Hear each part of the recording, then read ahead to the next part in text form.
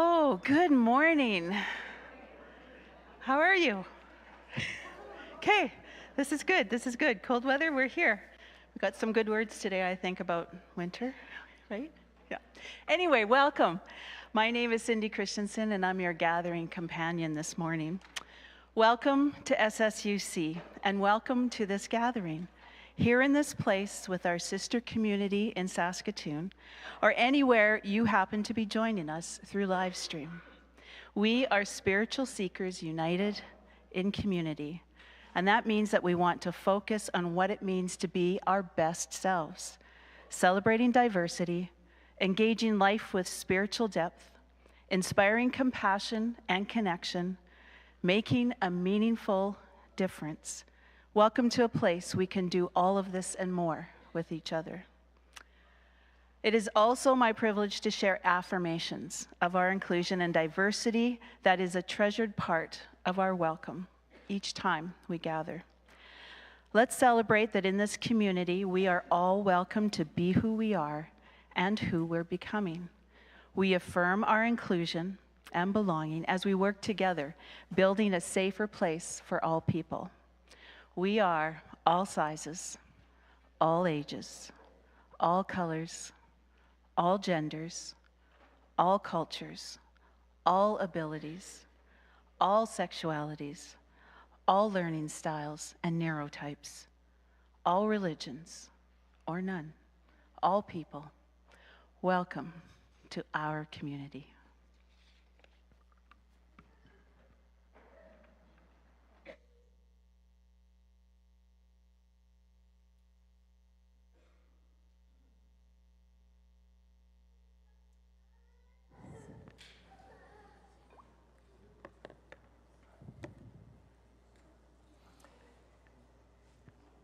These are words written in 1854 by Chief Seattle, and we use them as we honor the land and honor our place in this world wherever we happen to be this morning, on what land we place our feet, in what environment, whether at home, in this place. We honor it today with words from this elder.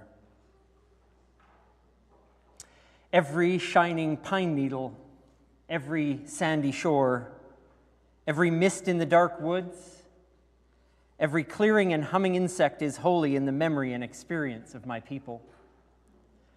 Teach your children what we have taught ours, that the earth is our mother. The rivers are our siblings that quench our thirst and feed our children. The air is precious to us, for all things share the same breath. And what is a person without the beasts? If all animals were gone, people would die from a great loneliness of spirit. This we know. The earth does not belong to humans. Humans belong to the earth. We did not weave this web of life. We're merely a strand in it. So whatever we do on the web, we do to ourselves.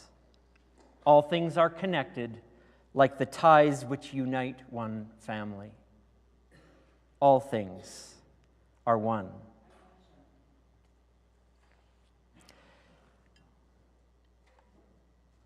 And so we light this candle this morning.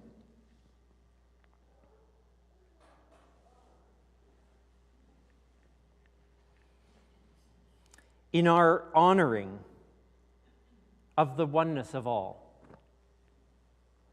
of us, all people, all creatures, all of the land, whether we draw lines on it and call them nations or not. We are one. And as we gather in community, we honor that, we celebrate it. And we live up to the call from Chief Seattle to be as one.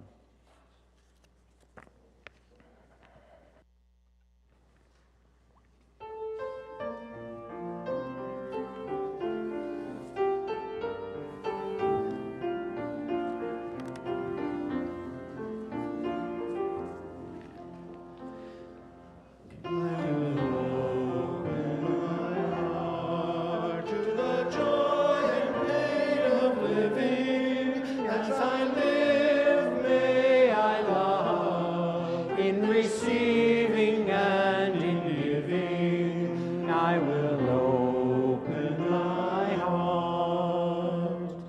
I would like to be a friend with a heart that's kind and tender, though I sometimes may fear its compassion I'll engender. I'll write love upon my heart as my law, my goal, my measure, in each thought, word, and deed. May my life represent treasure. May I weep with those who weep, share the joy of one another in the kindness of love. Bonds of caring we'll discover. I will open my heart to the joy and pain of living. As I live, may I love in receiving and in giving. I will open my heart.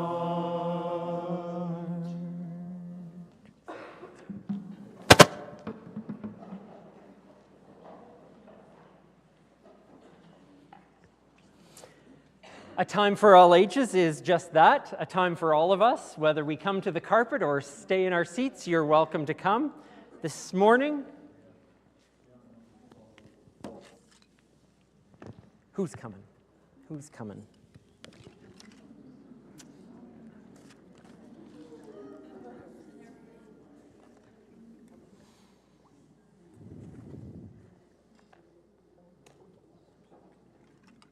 Hi.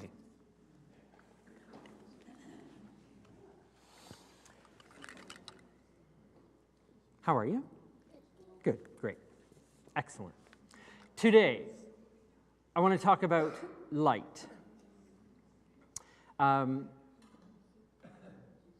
When you need light in your house, what do? You can call an electrician. Or if everything's working okay, sometimes you could light a candle. How do we get these things on? You turn a button. Yeah, you press a button or turn a light switch on. Yeah, that's right. For us, it's so easy to have light. I mean, if we have to call an electrician, it's a bit more complicated. But most of the time it works, right? So all we have to do is flick a switch. If we want to light some candles, we might use a match or a lighter or something, and it's really quite easy. But there's something that we talk about when we're at church or when we talk about kind of the things that are going on inside of us. We talk about light in a different way, and it's not about a light switch or a candle. It's kind of like imagining that there's something really special inside of us that we imagine is kind of like a light. It's sort of like you are the light. Like you are the light, that's right. And inside of us, we can feel like that light is shining real bright. And maybe when that's happening, maybe we'll feel strong, and we will feel courageous and healthy, and we'll feel like we can manage things and get through the day and feel happy about it. And when our light is strong, that's kind of how we describe it. But also, we might have those times when our light feels small and dim.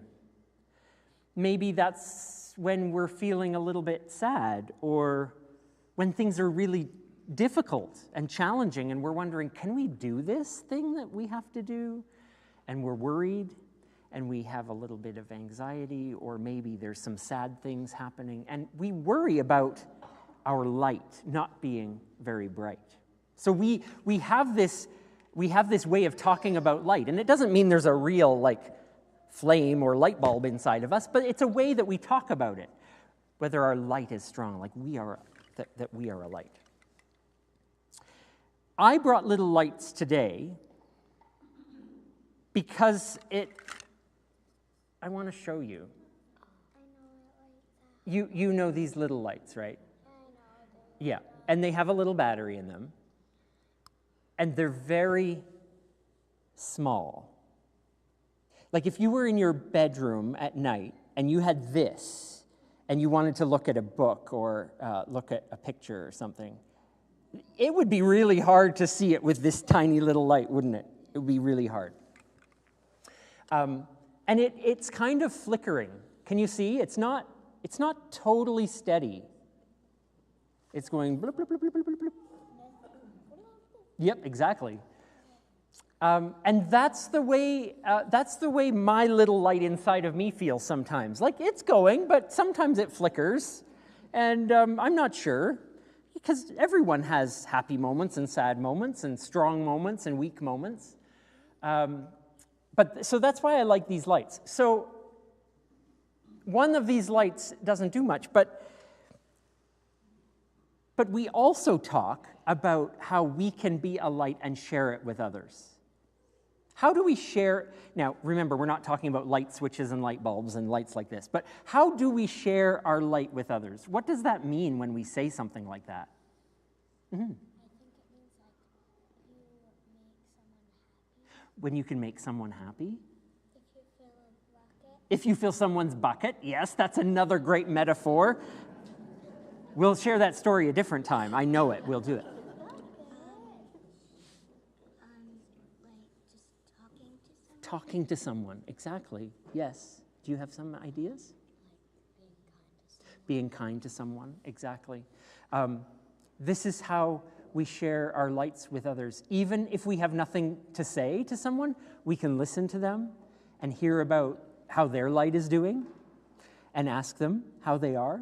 And these are all ways that we share our light. And it makes this little flickering light a little bit stronger. So I would like you to take a light and find the switch and turn it on. Perfect. Could you take a few over there? Thank you. Did you find the switch? Great.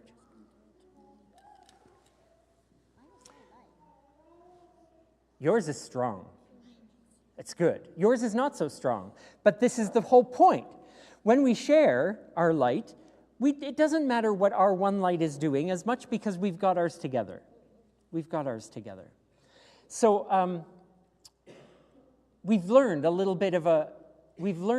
language today about lights, and it's not just light bulbs and candles. Sometimes it's what's going on inside of us. And when we share it, and when we help one another and are kind to one another, we share our light, and we make ours all stronger together. So you're welcome to keep those lights, and you're also welcome to attend Kids Spirit this morning if you'd like.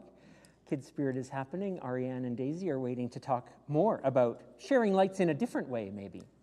Or you're welcome at the table or in the playroom, wherever you want to be today. Thank you.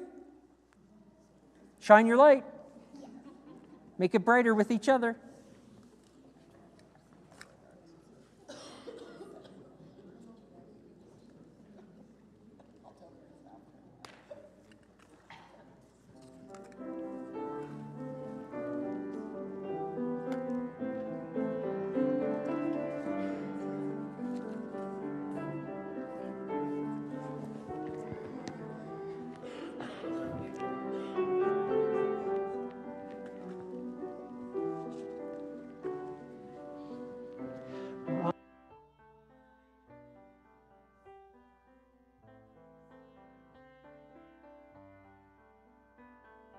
One world turning, everyone.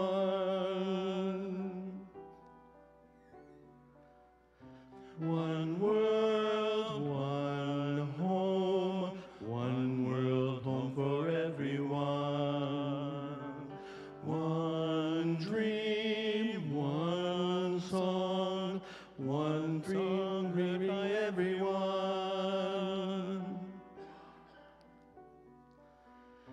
One love, one heart warming everyone. One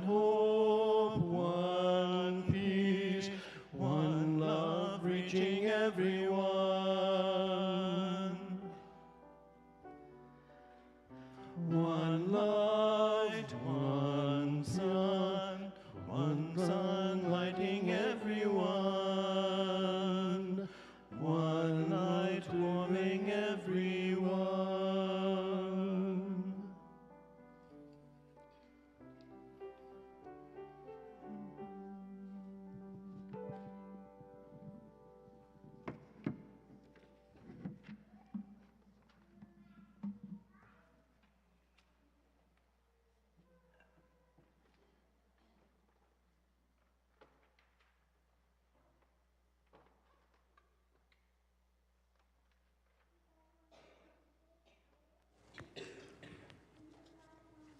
Just a few invitations and sharing of our life and work in this community as we move through the morning. You may have noticed that it is the second Sunday of the month, but the second Sunday brunch has been postponed till the third Sunday. It's happening next week. If you came hungry for lunch, I'm so sorry. We'll scrounge something up for you, but next week, oh, there's cake. I'm getting to that. Next week, we'll have an Affirm lunch together. Just going through a few things really quickly. I want to introduce you to the possibility and idea of attending an online retreat this winter. The last day of February is a Friday, and the first day of March is a Saturday. Over that evening and morning, we're going to have an online retreat. Many of you remember we had an in-person retreat in October, and now it's winter, and some of you are at home, and some of us like to be at home, and we're going to have a little online retreat on the topic of what it means to pray in an expansive and non-theistic spirituality. If those words are mumbo-jumbo to you, well, come and find out what they mean or ask me. But we'll talk about what prayer might mean for us in our lives now and with our current understandings and theological outlooks. And if that's not your cup of tea, then maybe this is. Wednesday evening starting March 12th, we're going to have a book study and conversation on a very interesting book called Religion is a Queer Thing, which will help us look at the way heterosexism and gendered thought patterns have affected our view of the Christian faith and how unraveling those might be an interesting look at how we see life and faith and spirituality. So if that's of interest to you, also save the dates for that. There are ways to sign up in the foyer today, and soon there will be ways to sign up online. So we'll keep you posted on that. Happy week. Our dear Anne McCracken is turning 90, coming up very soon in 2 days.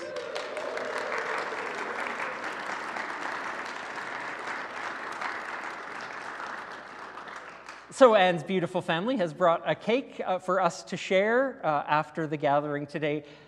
Please have a slice of cake, wish Anne a happy birthday, and celebrate together. That will be lovely.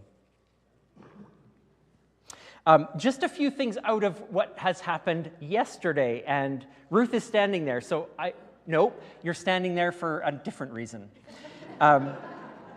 It's really just to say thank you so much for all those who worked so hard in the preparation of yesterday's Tastes and Tales of Syria and Newcomers. What a delightful day with more people than we even expected, and the final tallies aren't done yet for how we supported our refugee fund in preparation for bringing another family from Syria to us.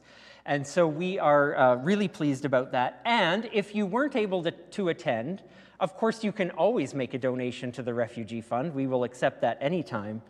But please also know that there are 2 paintings by our own Amy Lowen here at the back, and they are still up for silent auction continuing today. So if those strike you as an amazing thing you'd like to add to a wall on your house, please bid in the silent auction all proceeds, again, go to the Refugee Committee. So thank you, Amy, and we'll continue to support each other that way. Connected with the event yesterday, you may have noticed a bunch of books out in the foyer. Many of you have brought some books to sell, for us to purchase for only $1.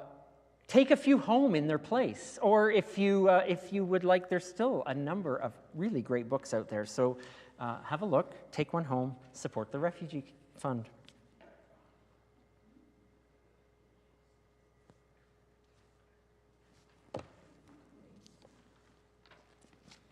Yes, new hat, change my hat.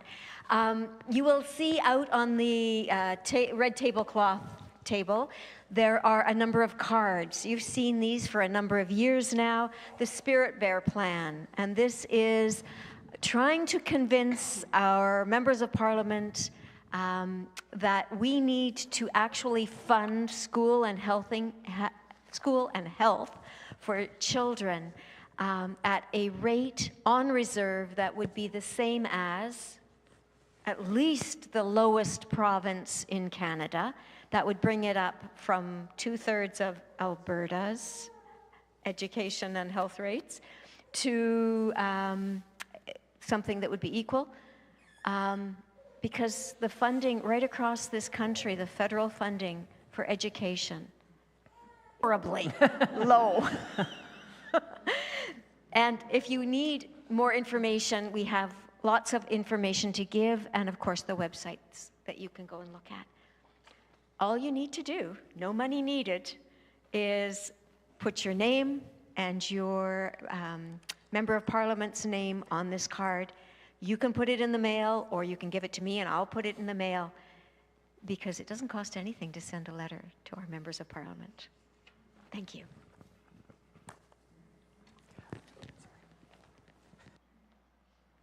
I'm sorry, just one more thing. I know that many of you have been thinking about, in these cold temperatures, those folks who do not have the warm,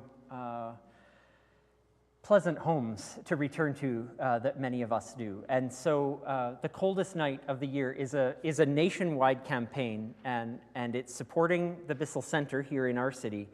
So there's a team that's been put together that will be walking in coldest night of the year, and any support of that team and of Bissell Centre is much appreciated. So if you're thinking about these cold temperatures and the work that Bissell Centre does, please consider donating to them anytime, but you can do it through the Coldest Night of the Year campaign that is through this website, or we can funnel that through this community too, if you mark your donations as Coldest Night.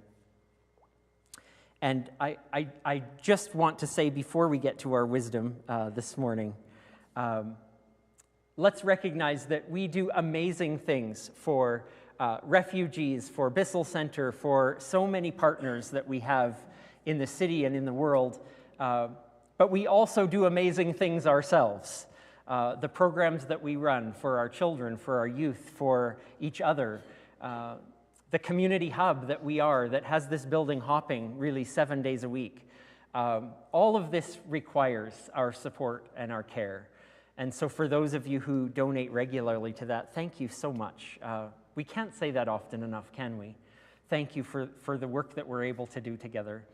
And if you'd like to make a donation today or anytime, you can do that through any of these means. And we thank you so much for the work that we're able to do together as a community. Wisdom? Wisdom.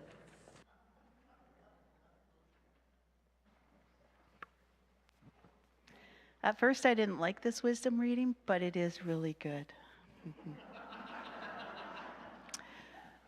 I'm not a big winter fan. Excerpt from a winter reflection written for the Fetzer Institute, 1995, by Parker J. Palmer. In winter, one can walk into woods that had been opaque with summer growth only a few months earlier and see the trees clearly, singly and together, and see the ground that they are rooted in. Winter clears the landscape, however brutally, giving us a chance to see ourselves and each other more clearly, to see the very ground of our being. Our inward winters take many forms: failure, betrayal, depression, death. But every one of them, in my experience, yields to the same advice. The winters will drive you crazy until you learn to get out into them.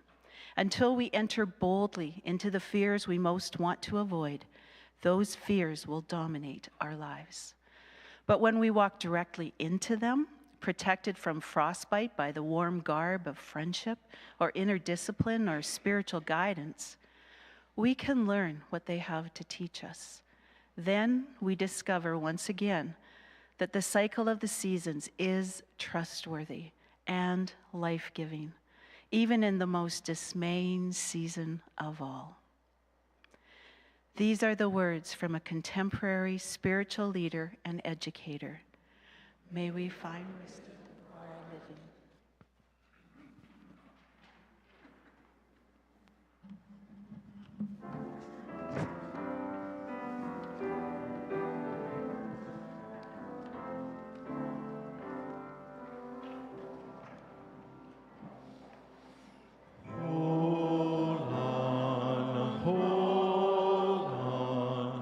Hold on fast to love.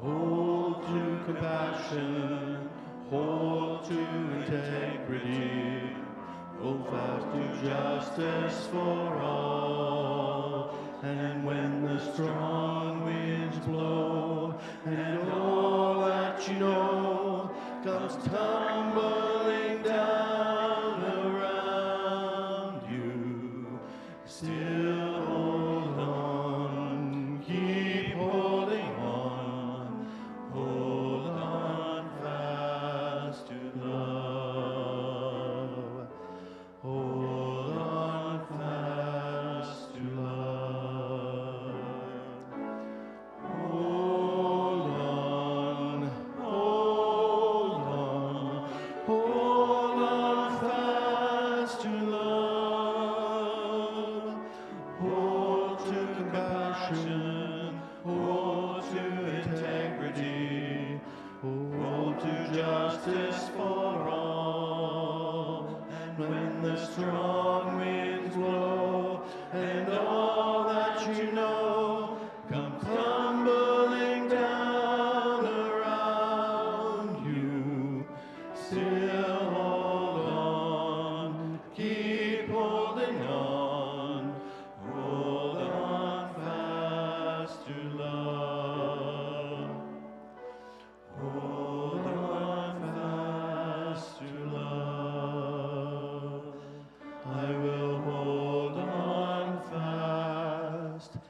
May you hold on fast. We will hold on fast to love.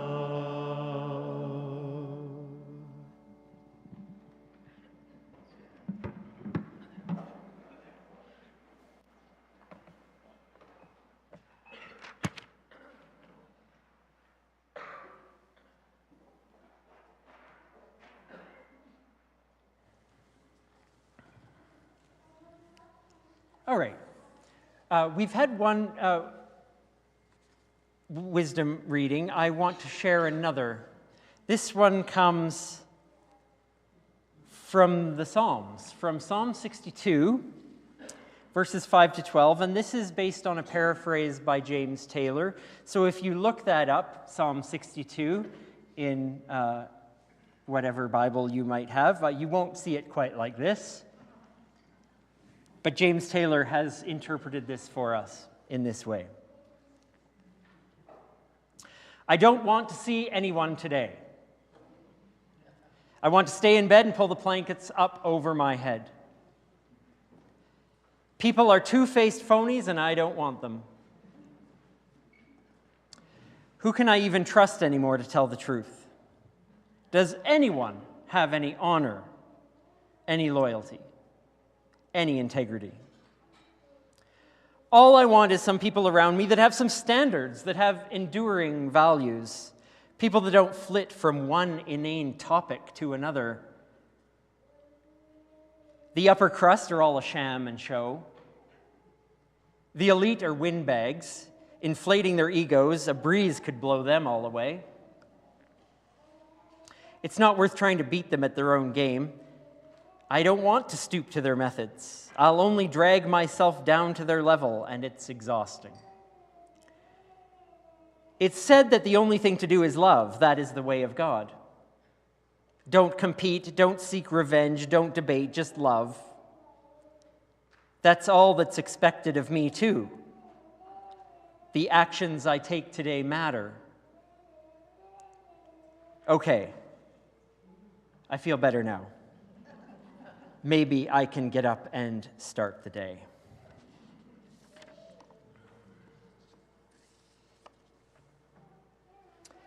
I love that we get a glimpse of the fact that even thousands of years ago, and even with updated language, arc of light in a lot of darkness. The Psalms, if we can sift through the centuries-old language and the theism, and that's why an exercise, by the way, in rewriting them for ourselves, it can be so rewarding. These songs and prayers are about real-life emotions. Parker Palmer, too, reminds us that our inward winters take so many forms. But they have in common that they require us to enter boldly into the fears that we most want to avoid. What is our inner winter? Well, we all have them. The things that get us down, the long dark nights, the frigid cold temperatures, the political world, injustices that still plague our society, annoying people in our lives, bad drivers, high prices, self-criticism, disconnection, struggles with purpose, negative patterns, aging, impending climate disaster, failure, betrayal, grief, mortality. Well, we could go on, couldn't we?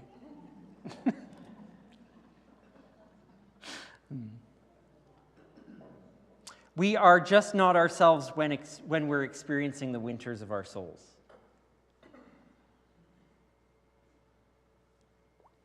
Catherine May, in her book Wintering, writes this: "We're not raised to recognize wintering or to acknowledge it. Instead, we tend to see it as a humiliation, something to be hidden from view lest we shock the world too greatly. We put on a brave public face and grieve privately. We pretend not to see each other's pain. This means we've made a secret of an entirely ordinary process and have thereby given those who endure it a pariah status, forcing them to drop out of everyday life in order to conceal their failure. Yet we do this at a great cost.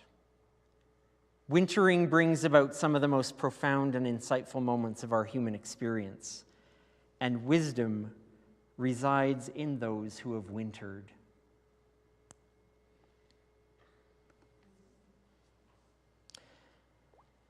Entering our fears, sharing our blues, revealing our spiritual winters. Who wants to do that? Well, nobody. Nobody, if we're honest. Nobody wants to, but unless we do, it remains this hidden, shameful thing. This mystery too dark to unravel and face. And the terrible outcomes of our blues, of our depressions, of our negative emotions and feelings and the way they spiral within us, they carry on unchecked, and we feel like we cannot share them.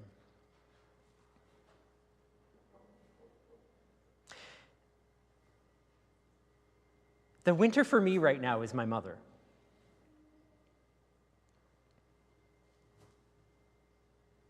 Okay, well, her dementia is taking her memories, her personality, her abilities faster than I and my family could have ever imagined. And every visit and every conversation we have with her, and every conversation with my siblings, reveals some new indignity, some new tragic and darkly hilarious experience that she is having. And if that's not bad enough, the winter of my spirit is that it paralyzes me.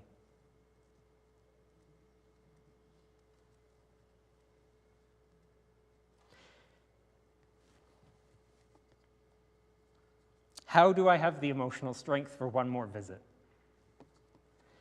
What a terrible son. These are the thoughts I have. What a terrible son to hesitate, to avoid, to find it so difficult. And these are the deep frozen feelings I have. And those feelings and feelings like it are the deep and frozen feelings we all have in whatever spiritual winter we're going through.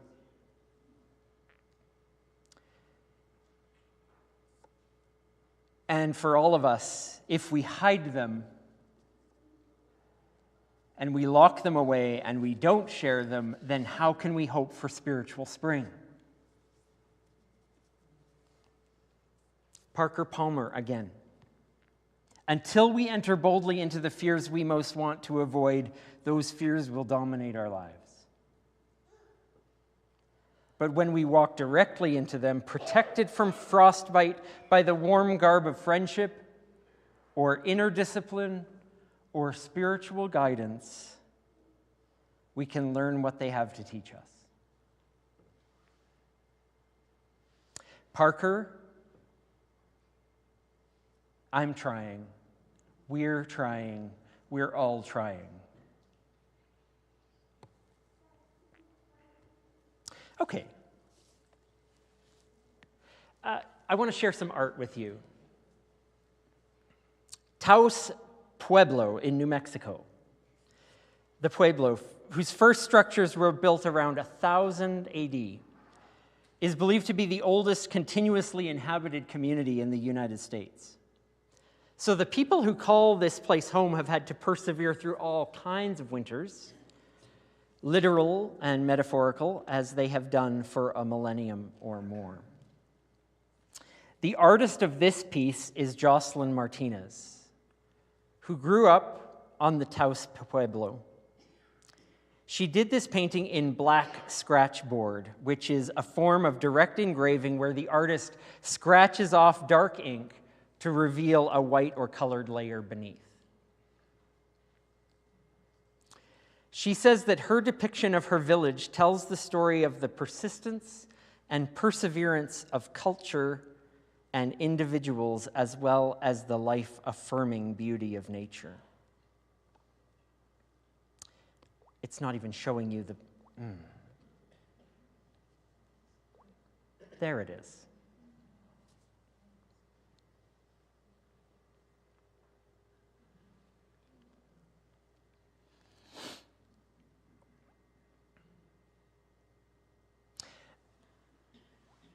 When my kids were small, they had these books that were black pages, and underneath were colorful paper, and they would scratch off the design, and this color would come through. So I had in my mind this very simple kind of thing, and then I see this, and I think, oh my gosh, that's brilliant, and I can't even fathom how she has done this.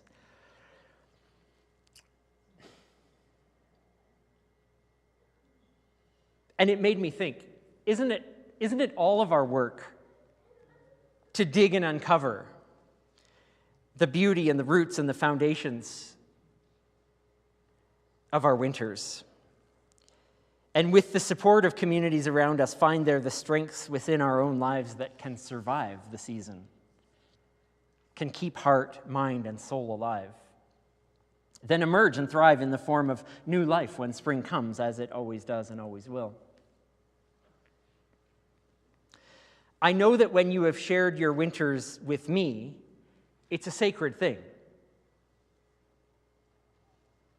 We throw off the stigma of depression, of blues, of struggles, of challenges, of all the ordinary, regular, terrible and beautiful things that we go through. And we see it happen with each other all the time. We scratch below the surface of our lives to the roots of our strength, to the foundations of our values and our priorities and our loving. And what can we reveal that will help us stay warm and protect us and strengthen us? We see it happen all the time, which is why we must keep sharing our winters with each other.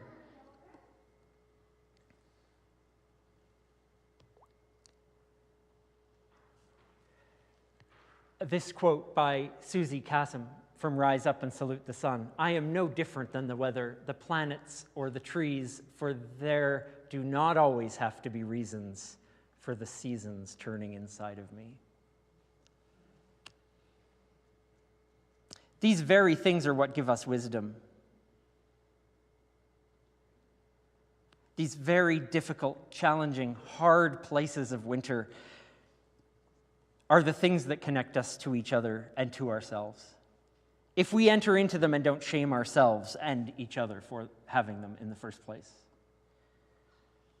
Yes, we'll survive our spiritual winter when we wrap ourselves in the warmth of love, the spark of friendship, the embers of deep and abiding wisdom, as Parker Palmer suggests to us.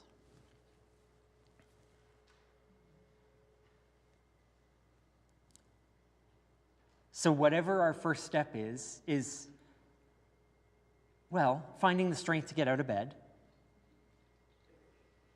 And 2, finding that someone or someones that we can share our winter with, and to know that it is okay, that this is one season that we all have among many.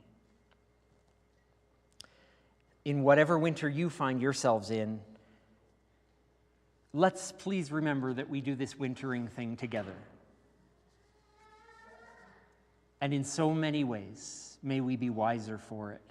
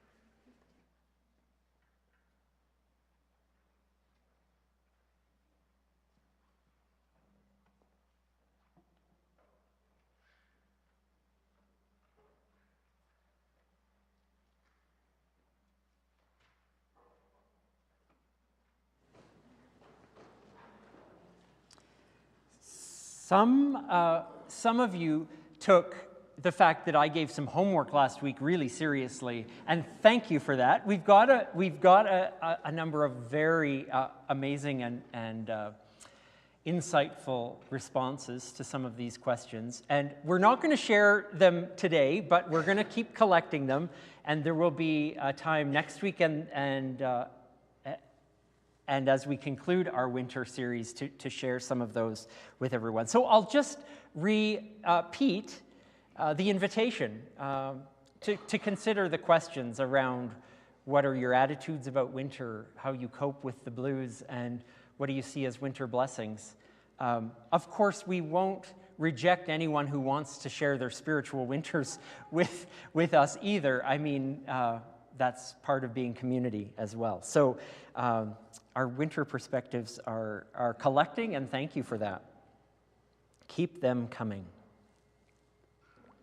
We're going to share and strengthen our intentions this morning, and you're going to lead us in that. Thank you. Thank you, Cindy. As we read our intentions together, you'll notice there are two paragraphs. And the first one is telling us about what we do, usually. And the second one is giving us some hope for a new way to do it. So as you read this with me today, think about what we're reading. Ready? Here we go. Too often, we walk as those that are devoid of spirit, empty, soul-split, hollow husks. We move from one place to another, rustling now and then, eager to make it look like movement. Any movement is progress, and we wait to be filled from some outside source, a pouring into us, a breathing, an inspiriting from some intangible being or thing. We are held by rumors of otherness, of deities that will bless us, finally, into being who we are meant to be. Stop, reframe, remember. This is the call to come out of our emptiness.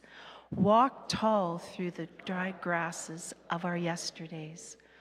We'll turn them to grain for tomorrow, for all the seasons of doubt, and our hearts will see one another, bow in humble recognition, and know from that pure and simple act that we are who we are meant to be, real and holy beings. And it is we whose lives pour, breathe into, and inspirit the world. We are not empty, but vessels of blessing. Praise be.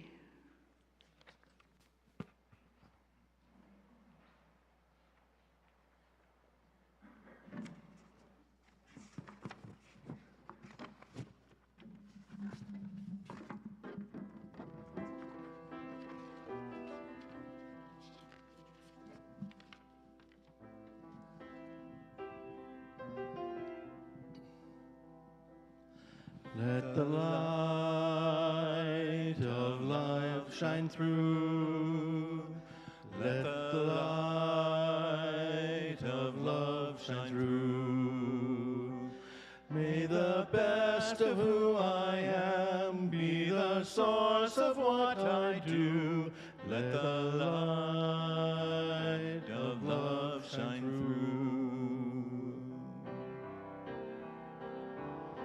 And I will share a heart of love, and I will do the work of love. This is my vow.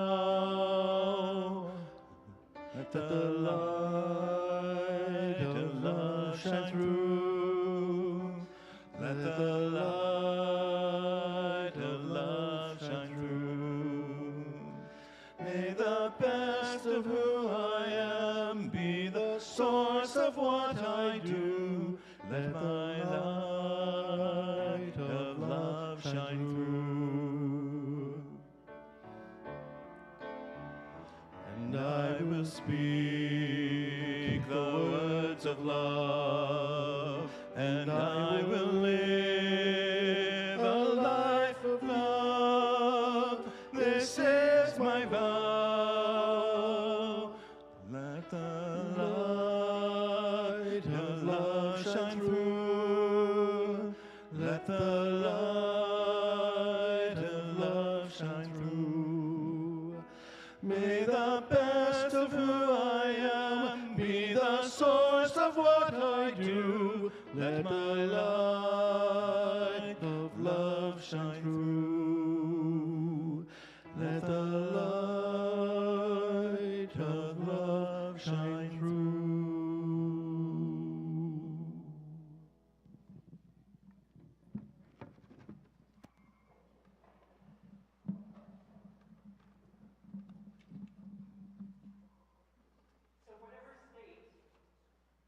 Whatever state our light is in, flickering, weak, strong and bright, may we take it, may we join it with others. May we share our light and receive it from others so that we know the light will continue through this season and through all seasons. May the love of this light shine through in your lives now and always.